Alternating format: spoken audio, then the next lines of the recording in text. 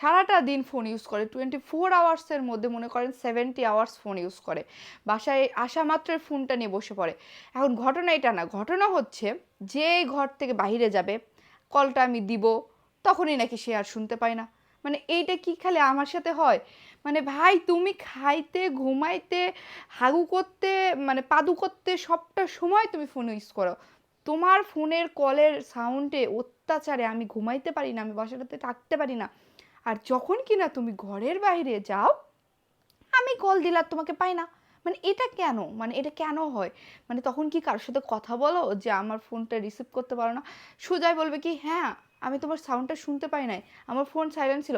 আরে ভাই বাসায় যখন আসো তখন তো তোমার ফোন সাইলেন্ট থাকে না, ঢাইঢাই ঢাইঢাই করে মাইকের মতো বাজে। তুমি বাইরে গেলে কেন সাউন্ড সাইলেন্ট করে রাখো?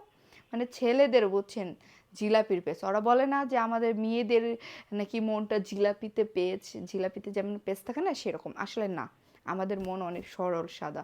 আসলে ছেলেদের মনে হচ্ছে জিলাপির পেস আছে, যার কারণে আমাদেরকে সবসময় বোকা বানায়। আমাদের মানে সরলতার সুযোগ নিয়ে তারা মানে 101টা গার্লফ্রেন্ড রাখে। আর মানে কি আর বলবো, যাই হোক আপনারা অনেক মানে সচেতন হবেন।